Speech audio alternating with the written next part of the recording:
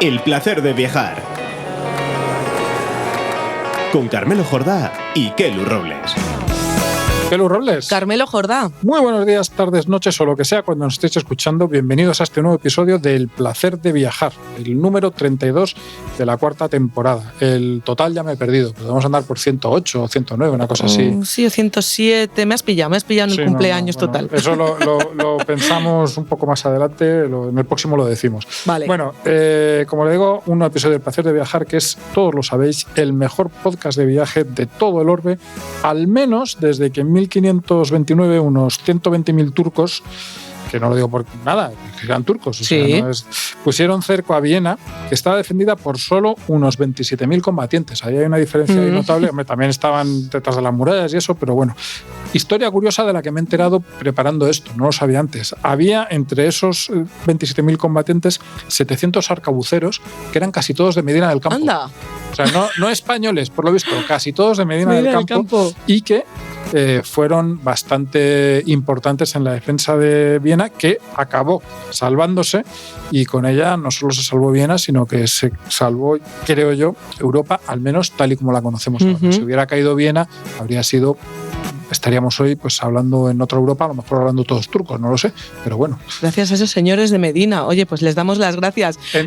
A ellos ya los otros también. Sí, pero también. Los de Medina, por lo visto, se batieron el cobre y decía que de 700 que fueron, solo sobrevivieron 250. Claro, una buena escabechina. Bueno, más allá de esta efeméride tan heroica, vamos a hablar de una de las ciudades más bonitas de Europa, que yo no sé si tú conoces, Carmelo, yo no. No, tampoco. Así que sí que podemos decir que tenemos muchísimas ganas de conocerle. Para ello nos va a ayudar nuestro compañero David Alonso, un clásico de este podcast. Que va a hacer un repaso en el que vamos a ver un poco lo esencial. Una Viena de ese primer viaje que tú y yo todavía no hemos tenido la oportunidad de hacer, y que, bueno, que pues tocando pues esas cosas que es imprescindible conocer. Y luego tú, Carmelo, nos vas a llevar a un pueblo del Camino de Santiago que te ha gustado mucho, ¿no? Efectivamente, vamos a ir a Castrojeriz, que es un pueblo de la provincia de Burgos, de hecho está bastante cerquita de Burgos. Es un pueblo muy interesante, está efectivamente en el Camino de Santiago, y eso pues marca carácter en todos los pueblos, y vamos a ver también algo sus alrededores y a disfrutar de un hotel que es perfecto para conocer esa zona. Pues Ultrella, buen camino, y como diría Dani Palacios, aunque sea abril, al turrón. Venga, al turrón.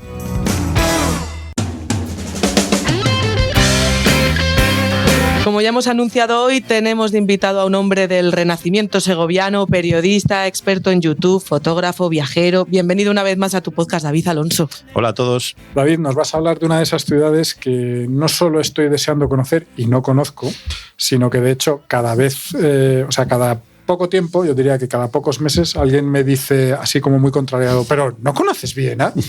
Pues tienes que ir, que te va a encantar.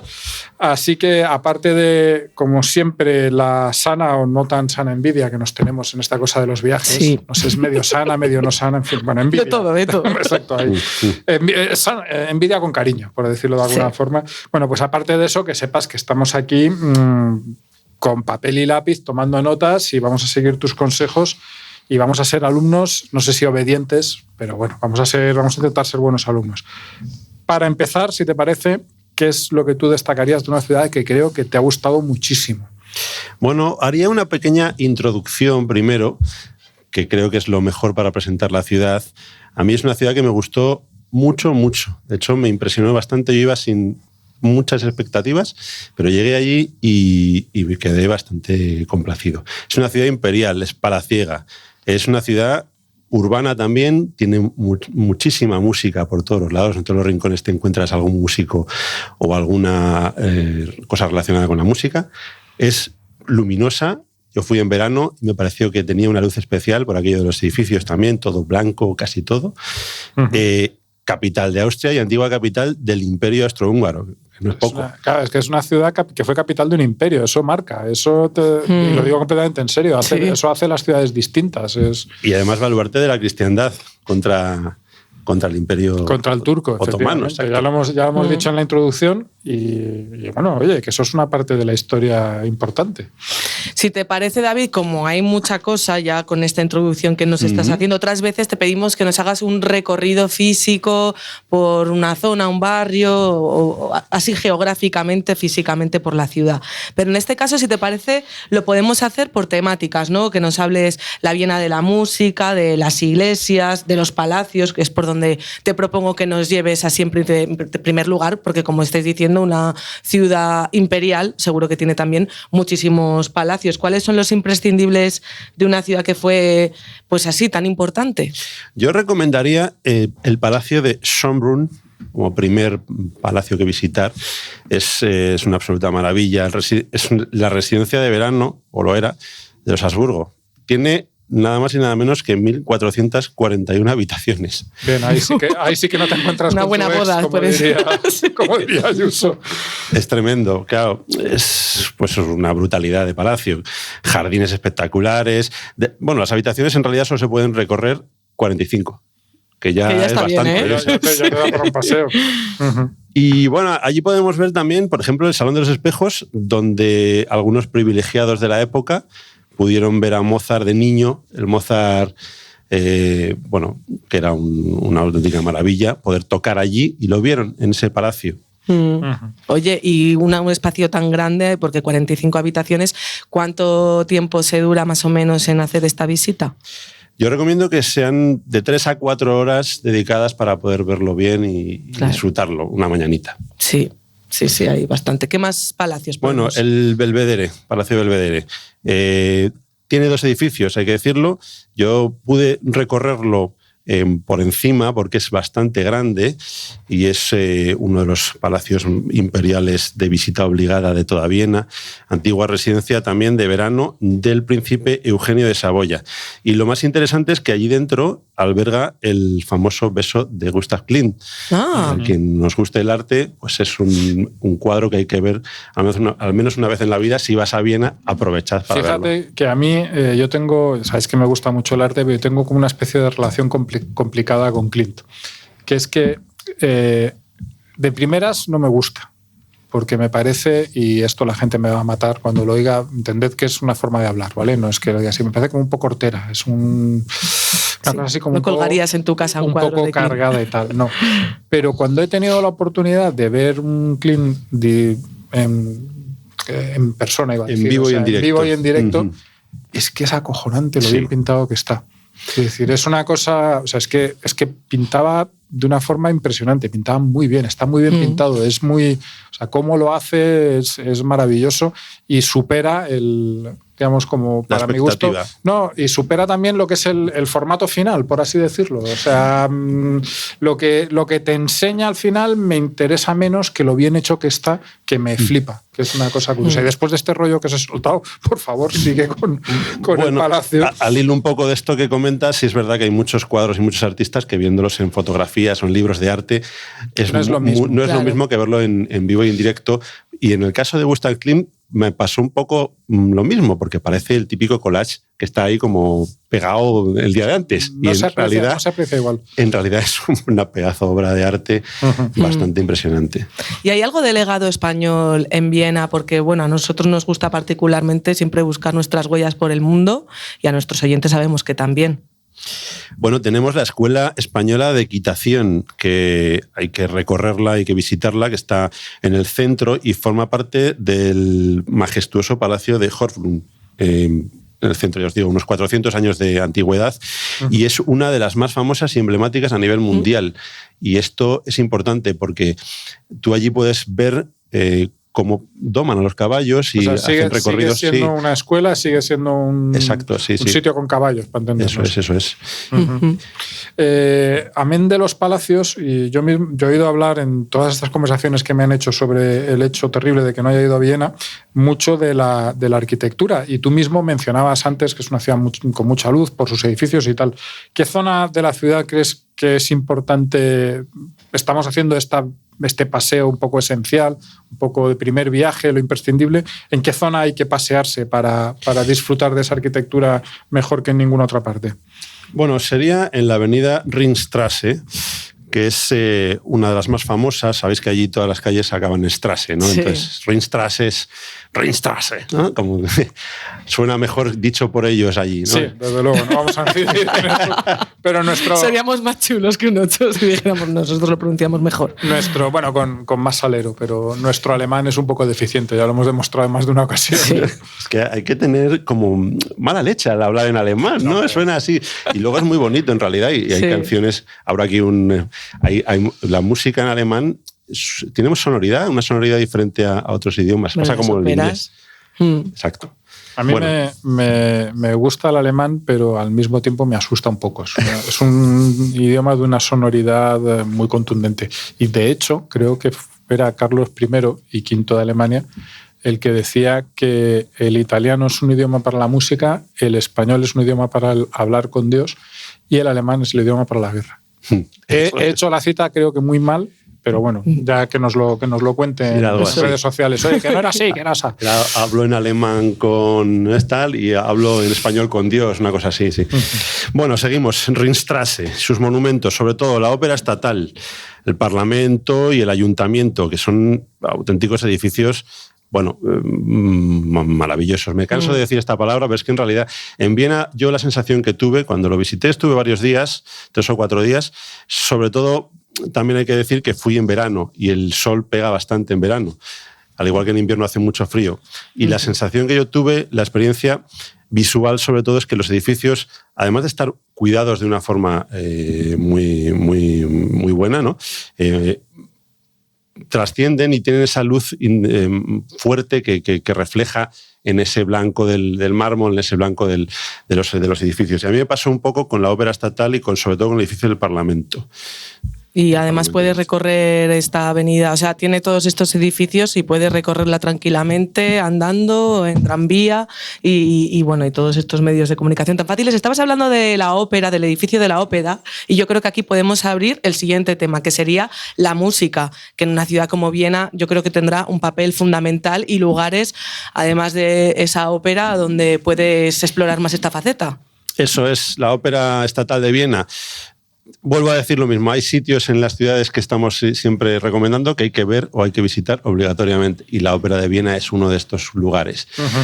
¿Qué tiene de bueno? Lo bueno es que podemos encontrar entradas muy baratas en el Gallinero, incluso estando de pie. Podemos asistir a alguna ópera o algún espectáculo, digamos, de menos nivel, aunque todo es interesante en la Ópera de Viena y en Viena en general, y conseguimos con cierta antelación ver algo y sobre todo verlo en la Ópera de Viena. Hay que estar allí y hay que conseguirlo. Aparte de digamos, lo que es ver espectáculos, supongo que también hay visitas, ¿no?, que puedes hacer para conocer el edificio y todo eso. Eso es, se pueden hacer visitas y visitas guiadas también, aunque lo que más se recomienda, ya os digo, y por experiencia y además gente que también ha ido a Viena y me lo ha comentado, es coger este tipo de entradas que son un poquito más baratas, que no esas tan caras y tan poco asequibles de las primeras butacas y tal, y asistir a algún espectáculo. Y con esto hilo un poco también con otro edificio que yo visité, y os cuento ahora la anécdota que tuve, que es el Musikverein. No sé si lo recordáis, que es donde se celebra el concierto de Año Nuevo. Todos los años lo ponemos. Las palmas de la marcha radial. En la 1. Y va a las 12 de la mañana, empieza y acaban con el vals. Tal. Bueno, pues el Musikverein está en Viena. ¿Y qué me pasó a mí? Bueno, yo tenía unas ganas tremendas de verlo, porque siempre está concierto de Año Nuevo, toda la vida viéndolo, mis padres en casa, todo, ¿no? Tradición familiar. Llego allí, el edificio es una preciosidad, pero cuando entras en la sala principal donde se realiza el concierto de Año Nuevo, te das cuenta de que la televisión agranda todo de una forma absolutamente... Bueno, como cuando vas al Congreso de los Diputados y dices, pero este es el salón de mi casa. Pero sí me sorprendió otra cosa más, que es que esa sala tiene algo especial en cuanto a la sonoridad. Claro. No hay eco. Es como una especie de estudio de radio gigantesco, ¿no? O sea, tú puedes darle una voz y no retumba en ningún lado. Las buenas salas de conciertos que tienen muy buena acústica y es materiales nobles, bueno, y madera. Y el saber de los arquitectos. Antes has mencionado a uno de los ciudadanos universales de Viena, y creo que hay bastantes cosas alrededor de la ciudad que ver alrededor de Mozart, y también, obviamente, si vamos a Viena o le hacemos un poco de caso a Mozart o nos corren a gorrazos. Bueno, tenemos la casa de Mozart, de hecho. Aparte de poder ver la sala de los espejos donde tocó de pequeño, aquí podemos ver la casa originaria donde vivió Mozart durante unos años en Viena, en el número 5 de la calle Dogmasse. Sí, perdón, mi alemán, ya sabéis que es un poco de aquella manera. Allí estuve viviendo 3 años y ahora es un museo, es una casa museo, que la podemos visitar. Uh-huh. Aparte de esto, yo creo que también podemos dejar un tiempecito para pasear por los parques que tiene Viena, que son muy bonitos y están muy bien cuidados, y sobre todo tienen una relación, tienen una vinculación con Mozart. Con la música, exacto. El Parque Burggarten, que es donde se encuentra la famosa estatua de Mozart. Bueno, volvemos a Mozart, 7 metros de altura, inaugurada en 1896, os doy un dato. Y justo enfrente de este monumento, que es muy, muy bonito, hay una enorme clave de sol hecha con flores, que en verano, sobre todo en verano, porque en invierno la vamos a poder ver, seguramente esté tapada por la nieve. En verano vamos a disfrutarla y tiene una foto con una perspectiva y una panorámica muy bonita para poder hacerla en familia. Tomamos nota y subrayo lo de la foto, por si acaso. Hemos recorrido palacios, hemos recorrido arquitectura, hemos recorrido temas musicales, pero nos quedan, yo creo, que una de las cosas que siempre ves en las grandes ciudades, que son las iglesias. Así que cuéntanos cuáles son las imprescindibles. Bueno, para mí la catedral, sobre todo la catedral de San Esteban, un icono gótico donde los haya en el centro de Europa. Y además podemos subir su torre de 137 metros. Bueno, catacumbas también tiene para poder visitar.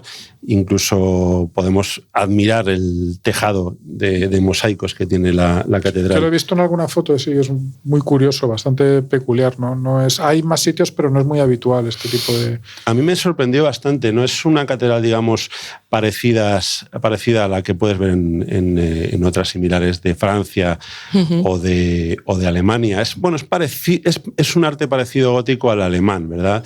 En eso corrígeme, Carmelo, que tú eres mucho más instruido que yo. Cuando vaya a Viena le echo un vistazo y te digo.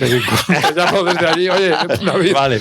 Lo que sí que tiene esta catedral es una anécdota, por lo visto, de las que nos gustan, ¿no? De elementos constructivos que se han usado previamente para otras cuestiones. Eso es, bueno, la anécdota, y un poco volviendo a la introducción de la guerra contra el turco y aquella lucha contra el Imperio Otomano, es que para conmemorar la victoria sobre el segundo asedio de los turcos, se fundieron los cañones que abandonaron los turcos para construir la campana de la catedral. Y ahí está. Aunque ahora creo que hay una réplica de la original, pero la idea quedó ahí. Sí. Entonces, como los leones del Congreso, que están hechos también de cañones capturados en la guerra de Marruecos. O sea que aquí todos hemos estado por ahí robando cañones. Sí. Y haciendo otras cosas, como el que funde unos pendientes para hacerse una sortija, viceversa, ¿no?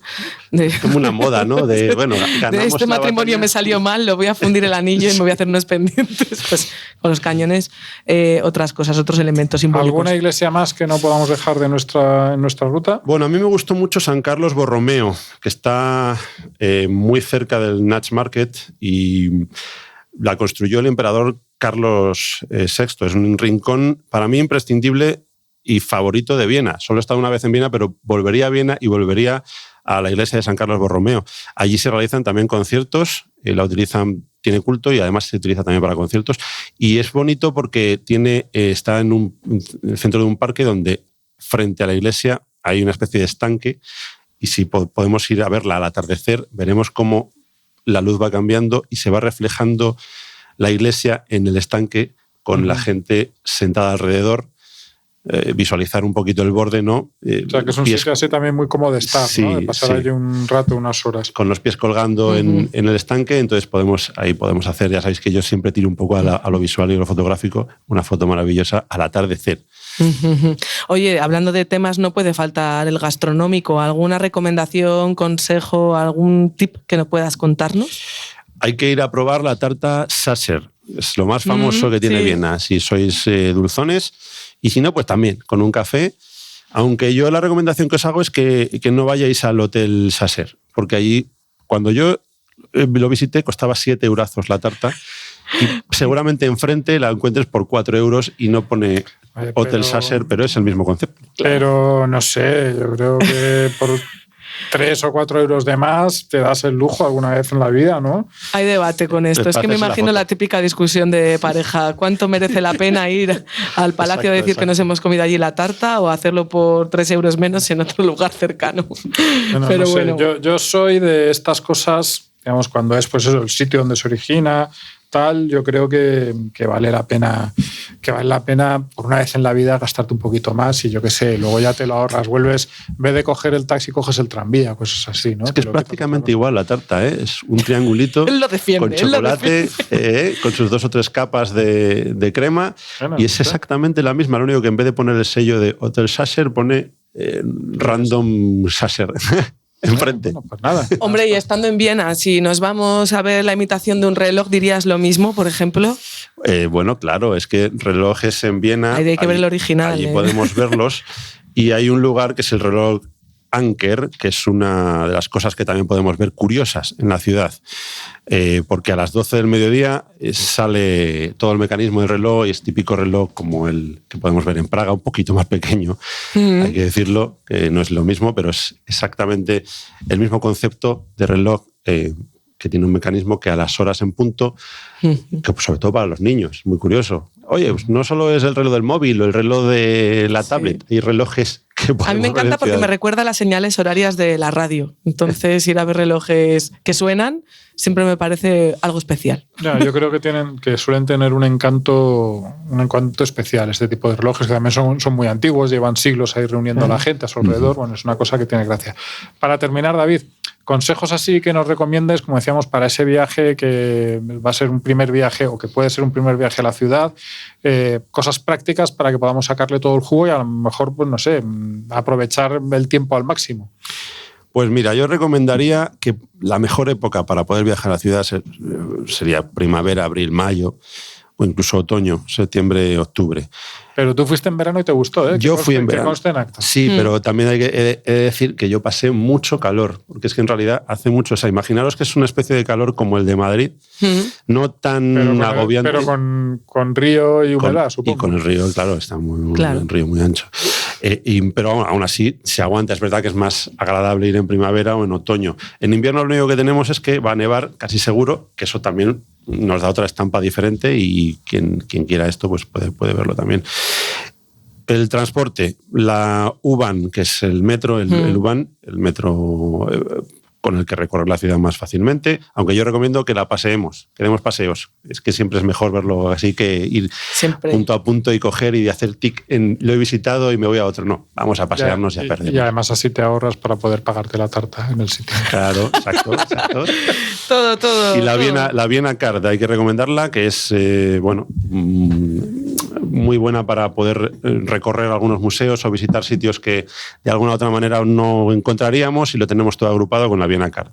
Muy bien. Estupendo. Antes hablábamos de la envidia, David. Antes de despedirte, muchísimas gracias por hablarnos de esta ciudad que nos ha encantado y esperamos conocer pronto Carmelo y yo.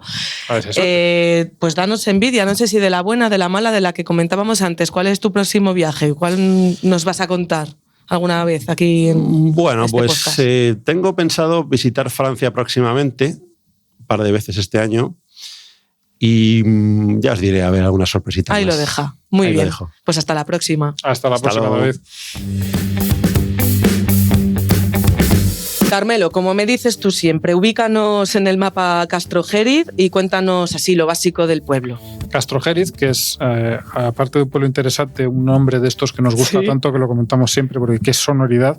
Bueno, pues está al oeste de la provincia de Burgos, está ya cerca de la frontera, que se me hace un poco raro llamarle frontera a eso, pero bueno, para que nos situemos, la frontera con la provincia de Valencia, a unos 50 kilómetros de Burgos capital y a unos 250 de Madrid. Es decir, desde Madrid pues son 2 horitas y cuarto, 2 horitas y media, si el tráfico lo permite. Te lo permite. Claves del pueblo. Es un pueblo que tiene un pasado económico importante por 2 razones que contaremos algo un poco más adelante, que tiene un castillo y que es parte, y es una de las dos razones de ese pasado económico, parte del Camino de Santiago, que pasa por el mismo centro del pueblo, por lo que llaman la calle Real, y que, bueno, todavía a día de hoy tiene mucho que ver en cómo es Castrojeriz, ese Camino de Santiago. Claro, esto del Camino de Santiago tuvo que darle muchísima prosperidad. Como dices, bueno, Castillo, Camino de Santiago, todo esto suena muy bien, pero ¿cómo es el paisaje, el entorno? Pues a mí el paisaje me gusta mucho. Yo soy muy de paisajes de estos castellanos, un poco agorafóbicos para que padezcan de esto. Pero un poco repetitivos, pero muy bonitos. Y es ese paisaje de colinas bastante suaves casi todas. Ahora estaba verde rabioso, porque claro, en esta época del año con lo que ha llovido y el trigo saliendo, estaba muy bonito, precioso. Y hay, pues eso, como digo, valles así, colinas bajas, valles no muy profundos. Castrojeriz en sí, por ejemplo, está en un vallecito así, no demasiado profundo, pero que le viene muy bien porque te impide ver los molinos de viento, los aerogeneradores, que es cierto que es el único pego que le pongo a la zona, que hay, la verdad es que hay muchos por allí. O sea, así por los alrededores está lleno, porque como es precisamente una zona muy llana, con muy pocas alturas, pues en teoría tendrían que estar siempre funcionando, cosa que luego vas allí y no funciona. Una cosa que nunca entiendo. ¿No? Lo digo sin más... Digamos, sin profundizar en el tema, que me da mucha atención porque cada vez que me encuentro con un campo de estos, cada vez no, pero la mayor parte de las veces suelen estar casi todos parados. ¿No? Es un misterio para mí. Bueno, luego el pueblo en sí está como muy subido al cerro, pero no en la idea que tengo yo, por ejemplo, de los pueblos de Alicante, de mi zona y eso, que están como más hacia arriba, sino que está subido, pero como en horizontal. Y yo supongo que eso tiene que ver porque aprovecha al máximo el camino en sí, es decir, se extiende para que la mayor parte para que mucha parte del pueblo esté donde está el camino. Pero aún así, como está tan metido en la montaña, incluso las calles que siguen la montaña son así como de subidas, bajadas, con curvas, porque van cogiendo un poco la forma.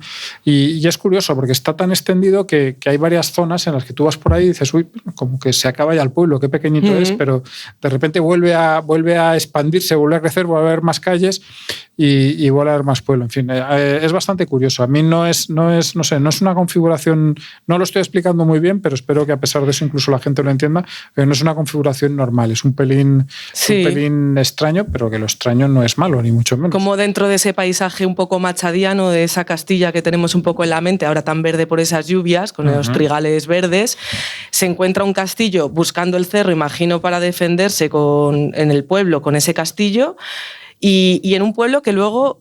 Cuando uno entra adentro, ¿cómo es? Bueno, pues hay bastantes casas de una arquitectura muy, muy tradicional, bastante bonitas.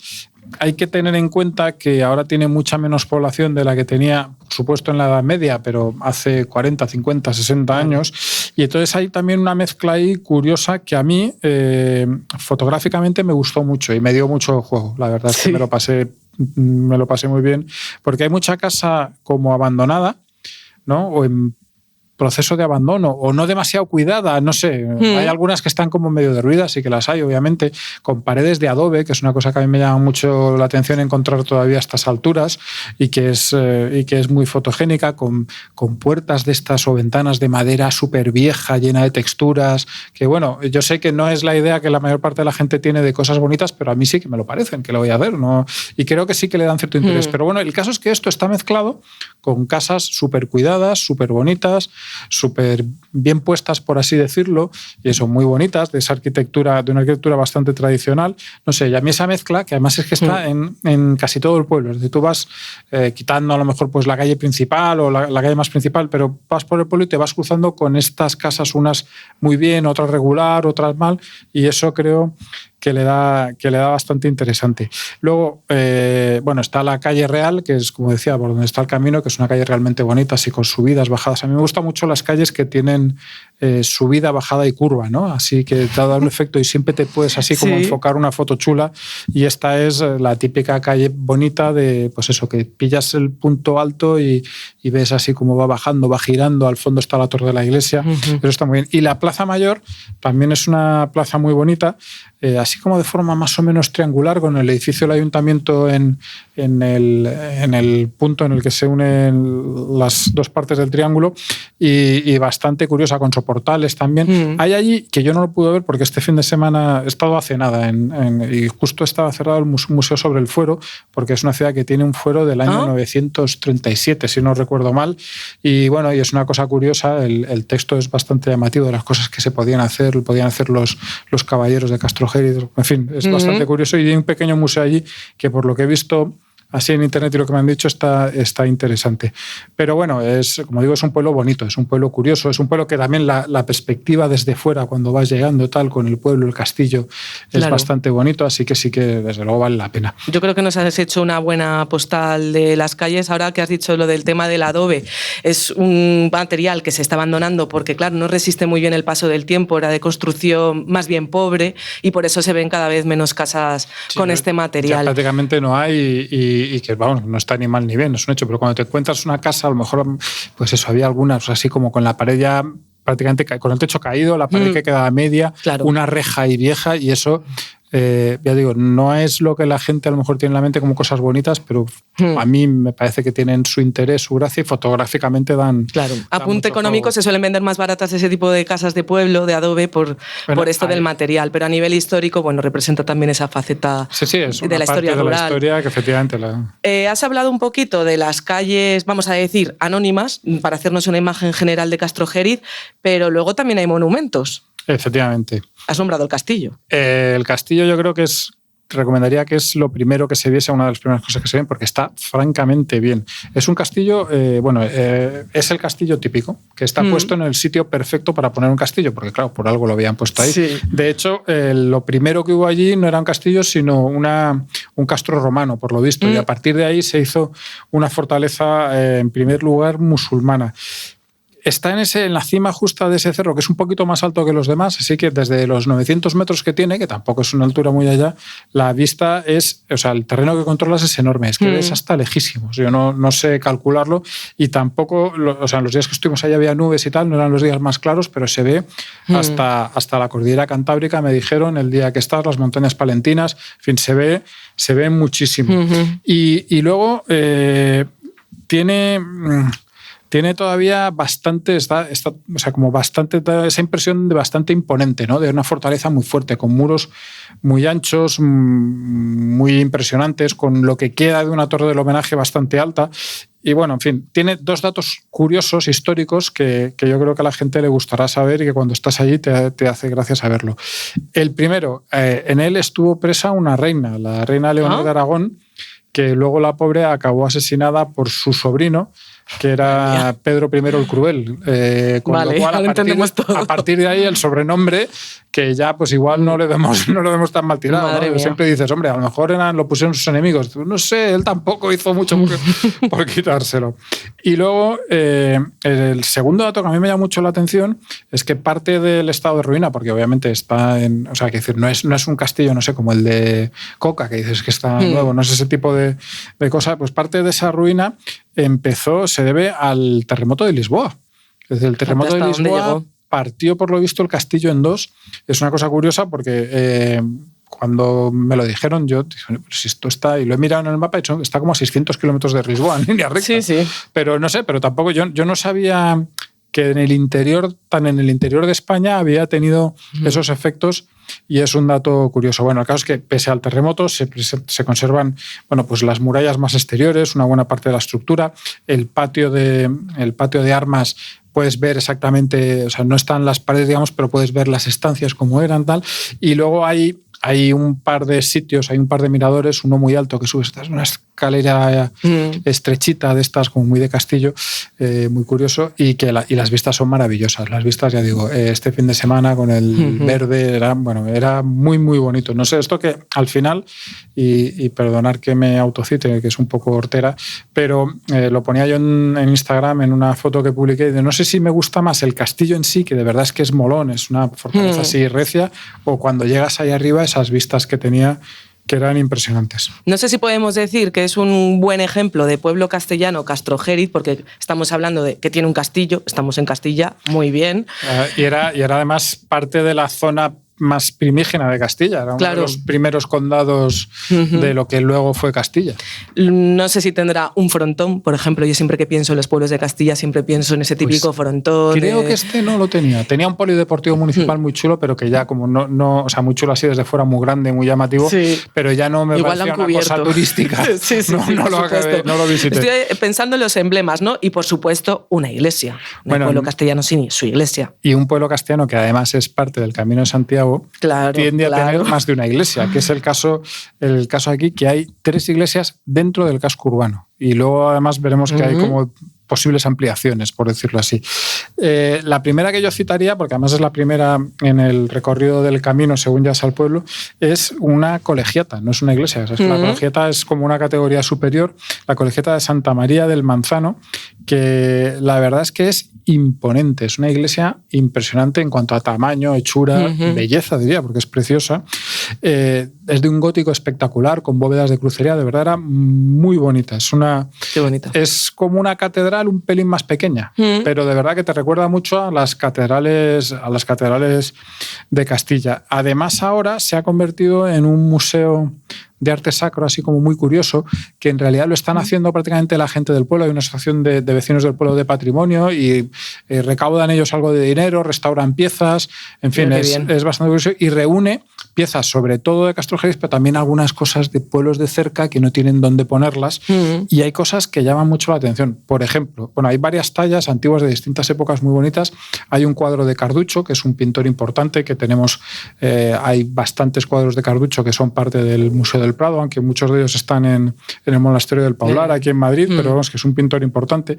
Hay tallas muy bonitas, hay trabajos de orfebrería que de verdad que son impresionantes y está todo bastante bien presentado, bastante bonito. La verdad es que es una visita que a mí me gustó. Aparte de eso, tiene un altar mayor que es impresionante, con cuadros que también llaman mucha atención. Uno de ellos, por ejemplo, de otro pintor, que era Mengs, que es también un pintor bastante importante de la época. Así que, bueno, pues es una visita yo creo que obligada. Todo aquel que pase por allí tiene que pasar. La segunda, la que hoy es la parroquia del pueblo, es la iglesia de San Juan. Sí. Que es una iglesia de estas que te engaña un poco porque el interior es... No voy a decir que feo, para que la gente de Castrojeriz no se me enfade, porque tampoco es eso, pero es como muy austero, no hay ninguna decoración, prácticamente no hay fachadas, las fachadas no tiene decoración en las fachadas. Probablemente algo de esto tenga que ver con que dicen que es una iglesia templaria, y de hecho tiene un pequeño rosetón con una cruz de 5 puntas invertida, que es un símbolo templario, pero que a mucha gente le parecerá una cosa así como satánica y tal, ¿no? Suele pasar con el tema templario, ¿no? Que se confunden algunas cosas. Caos, en fin. Pero bueno, el caso es que probablemente, o sea, que tiene ese como aire de fortaleza. La torre es más bonita, la torre es muy bonita, es muy, muy curiosa. Pero bueno, digo, esto es el exterior. Cuando entras dentro, es una iglesia enorme también, preciosa, con una bóveda de crucería con que digamos que parte a partir de columnas de estas que luego se abren como palmeras y que tienen ese nombre, no sé exactamente así, pero no me acuerdo cómo se llamaba, pero que la gente cuando me escuche sabrá a lo que me refiero. Y luego tiene varias cosas curiosas, aparte de esa bóveda bonita y tal. La primera, tiene una exposición permanente que está en el claustro, tiene un claustro gótico pequeñito pero precioso, sobre el pasado económico de Castrojeriz. Y habla sobre todo de que era una zona de cría de ovejas y de lana y de exportación de lana, que era una lana que se exportaba a través de los puertos de Santander y Bilbao a Brujas. Claro. ¿No? Y cuenta esa historia, cómo se exportaba la lana, cómo allí se traían cosas de lujo y tal. Y entre esas cosas de lujo se traían, por ejemplo, tapices. Y en la propia iglesia hay media docena de tapices que curiosamente no tienen motivos religiosos, sino que son las...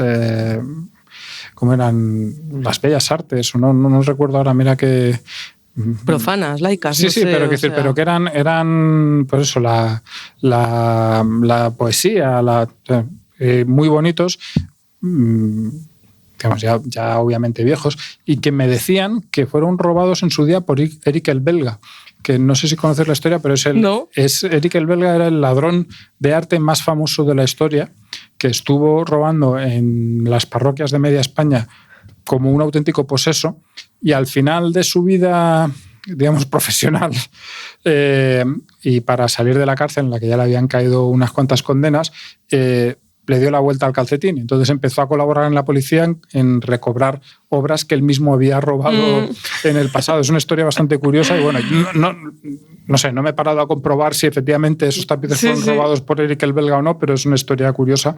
Y bueno, pero lo que sí que son esos tapices, es tapices flamencos, que eran un poco la idea de esta exposición de lo que hablamos, de cómo, digamos, la lana iba para allá. Los viajes de ida y vuelta, porque esto me ha hecho recordar cuando yo estuve en Brujas, por ejemplo, y nos explicaban el origen de la bolsa, del tema bursátil en la Edad Media, donde los españoles hicimos mucho negocio aprovechando la guerra de los 100 años entre Reino Unido y Francia. Nosotros aprovechamos para vender mogollón de lana de las ovejas merinas, también de Soria. Que era considerada la mejor del mundo. O sea, se vendía mucho y se pagaba bien porque era considerada la mejor del mundo, y todavía hoy en día es una lana de calidad, aunque obviamente no tiene nada que ver con lo que era. De ahí nació la mesta, nacieron las cañadas reales, es decir, que aquello era efectivamente una de las grandes potencias económicas de la corona de Castilla.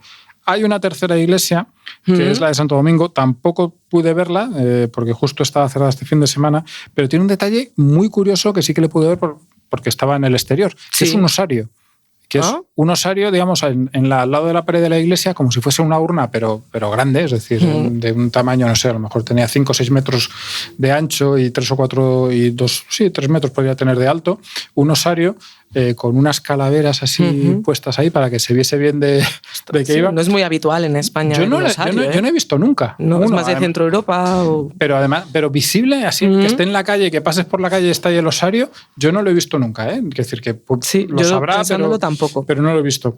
Y bueno, y además tiene unas inscripciones en latín que me llamaron la atención. La primera ponía al lado de las calaveras "o muerte" o "eternidad", y luego como en una cenefa, ahí arriba, había una zeta del profeta Jeremías que decía: "Vosotros, los que pasáis por el camino", supongo que se refiere al camino de Santiago en ese contexto, "mirad y ved aquí si hay un dolor semejante al dolor que me atormenta, con el que el Señor me ha herido el día de su ardiente cólera". ¡Wow! Sí, sí. Tú pasas por el camino por allí, ves eso, ves las calaveras y no sé muy bien cómo reaccionar. ¿Cómo te quedas? ¿Viste de peregrinos? Porque a estas alturas del año ya habrá bastante trasiego. Sí que había. No había... A ver...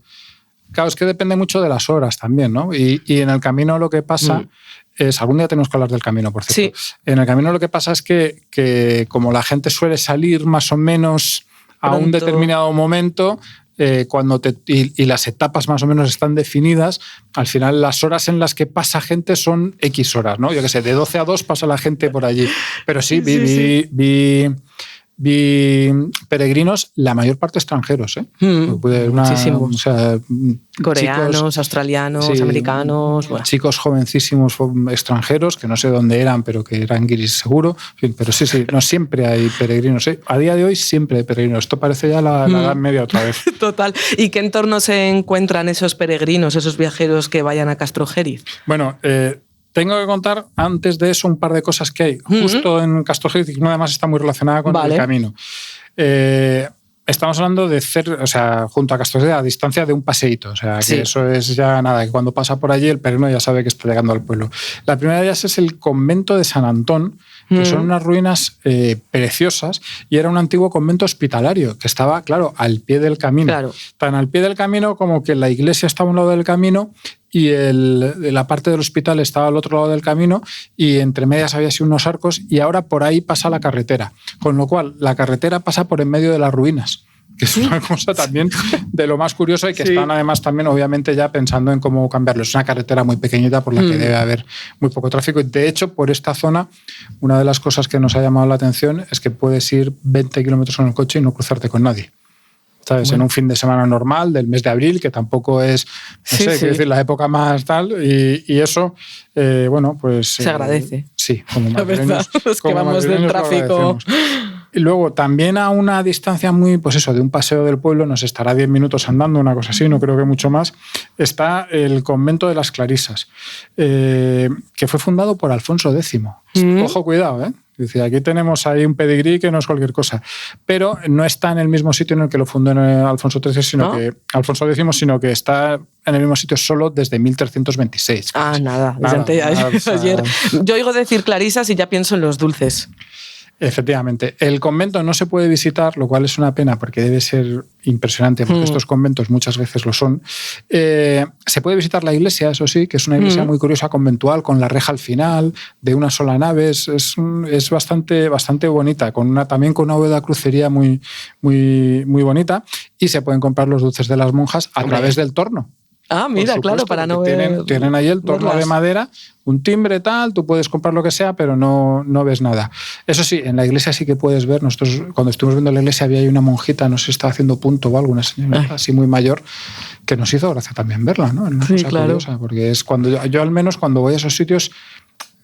Te llama la atención, te choca esa forma de vida tan diferente. De su cotidianidad. Mientras otro estaría con las manos en un móvil, pues ella está tejiendo. Sí, ¿no? Y allí siempre, toda una vida allí dentro, es una cosa muy curiosa. Me decía mi mujer, oye, por lo menos si se ponen enfermas, el médico sí que puede pasar. Digo, hombre, sí, excepciones hay para todo, pero contadas.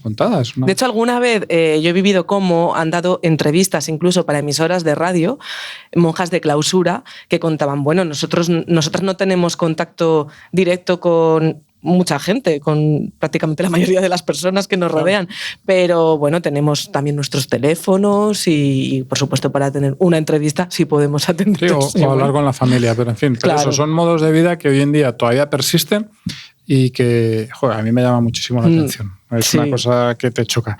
Y bueno, aparte de estas cosas que están al lado, sí que es una zona que realmente, bueno, pues se nota también esa herencia del camino, es una zona muy bonita, como decíamos, el paisaje precioso y llena de pueblos interesantes. Además, pueblos, otra vez, con nombres, como por ejemplo, como Sesamón, que está muy cerquita y es un pueblo muy curioso. Castrillo Mota de Judíos, que es un pueblo que tiene una historia también, porque le cambiaron el nombre hace poco, que se llamaba Castillo Mata Judíos. Y decidieron en el ayuntamiento que eso además no se correspondía con la realidad histórica, que era justo la contraria. Villadiego, que también es un nombre que tiene, bueno, dicen en el pueblo lo de tomarlas de Villadiego viene de allí también. Y bueno, pues los pueblos del camino que siempre son interesantes y además que tienen ese fenómeno que es que hay un pueblo que a lo mejor son, no sé, 30 casas y un pedazo de iglesia impresionante. Todo eso, bueno, pues es muy... A mí me parece una zona muy bonita y muy curiosa. Es que lo que consideramos hoy, por ejemplo, parte de la España vaciada, en su día podemos decir que tuvo de todo, industria con todo ese negocio de las ovejas y de la lana, servicios con el hospital de peregrinos, colegiata también donde se impartía cátedra y estudios al fin y al cabo, vías de transporte, todos esos caminos. Estudiar a la España más próspera y con más gente y en la que más cosas pasaban y más personas pasaban. Y donde también, por cierto, hay servicios, eso sí, hoy en día, como darnos alojamiento, si queremos dormir en Castrojeriz. Por ejemplo, porque de hecho es una de las cosas, como decía al principio, que el hecho de ser parte del camino todavía influye mucho en cómo es Castrojeriz, que es un pueblo que está lleno de... hay algún hotel, hay algunos hostales, hay casas rurales y lo ves, vamos, y a lo largo de todo el pueblo, yo creo que es a día de hoy la principal industria, sin ninguna duda, como me parece que debe ser de muchos pueblos del camino, que sin el camino y en lo que se ha convertido en los últimos años, pues probablemente todavía estarían más de lo que decimos lo que decías de la España vaciada. ¿Nombres y apellidos de ese lugar en el que te has hospedado, Carmelo, de Castrojeriz? Bueno, nosotros hemos estado en un sitio muy especial, ya sea un hotel que me ha gustado mucho. Se llama La Quinta San Francisco. Es un hotel rural muy bonito, muy tranquilo, que hace mucha incidencia en la tranquilidad y que, bueno, pues como digo, tiene un toque, es de estos sitios que todos los detalles hacen que el resultado final pues sea muy especial. No me imagino un gran complejo dentro de un pueblito, pues era de estas cosas coquetas, de dimensiones que acompañan. Sí, es un hotel que tiene 20 habitaciones justas, muy bien. Y que de hecho era una antigua casa de vacaciones de una familia, hay que decirlo, con muchos posibles, porque la casa es bastante grande y de hecho la casa, digamos, se reforma para el hotel, pero que el exterior es muy parecido. Se reforma para el hotel y se reforma con muy buen gusto. Y hay un detalle que es interesante y que yo también creo que le da cierto carácter, ¿no? Porque la propiedad, esto como digo, era una casa de una familia, pero la propiedad antigua era un convento franciscano. Y de hecho hay una pared bastante grande, cuando digo una pared es un paredón del convento, así como de lo único que queda del convento, con hiedra por encima, con unos arcos, que es muy bonita y que contribuye mucho como a meterte en ambiente, ¿no? Es una cosa así como bastante curiosa. Yendo a las cosas más prácticas, las habitaciones la verdad es que son muy cómodas, no son excesivamente grandes, pero sí que son muy agradables.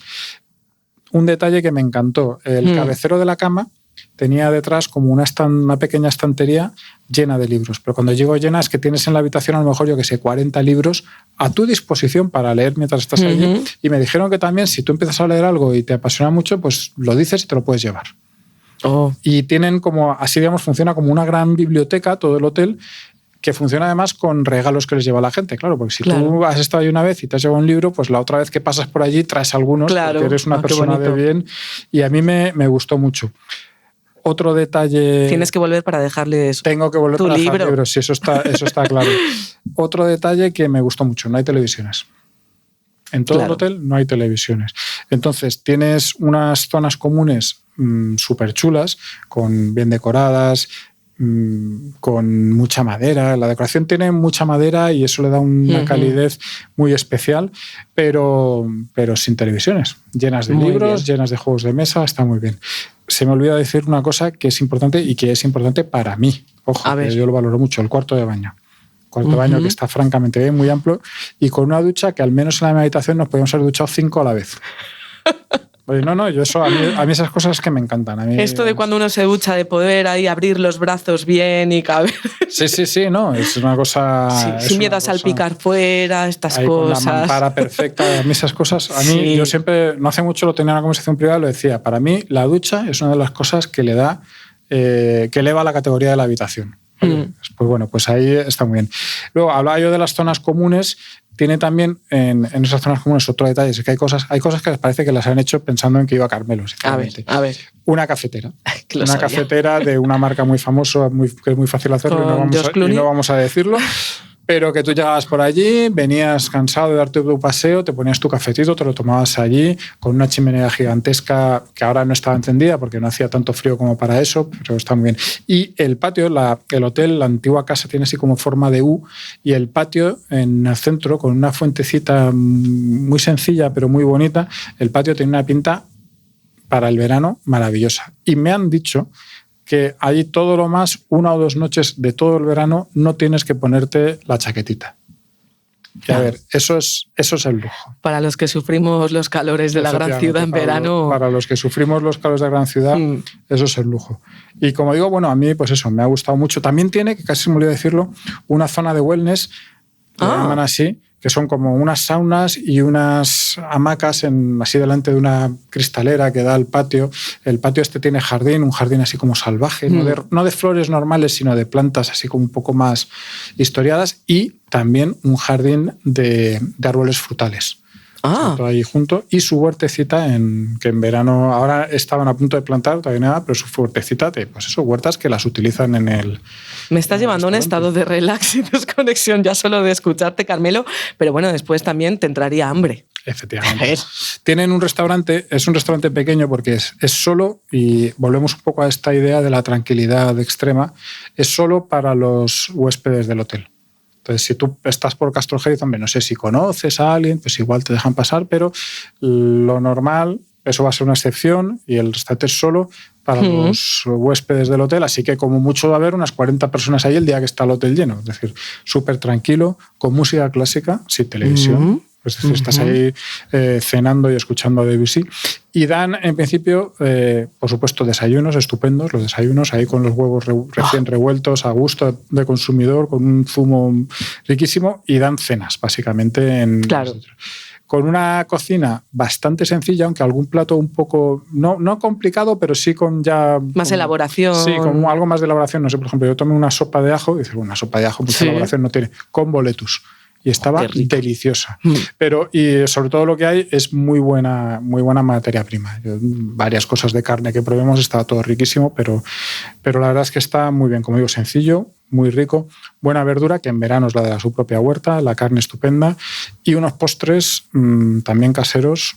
En fin, tienes que ir, no te puedes perder si vas alguna vez la tarta a la viña, que era para llorar. O sea, se te saltaban las lágrimas de lo rica que estaba. Pero en fin, como ves, todo un conjunto de cosas que han hecho que sea un hotel que recomiendo vivamente, que nos ha hecho pasarlo muy bien, un fin de semana estupendo y que, bueno, además está en ese entorno estupendo, así que joder, no hay excusa para no ir. Si tuvieras que elegir un sonido con el que quedarte de este viaje, ¿cuál elegirías? ¿El de la lluvia, por ejemplo, en esos campos de trigos tan verdes? ¿El de la cafetera haciéndote tu café? ¿O el de la sintonía de este podcast que ya llega a su fin?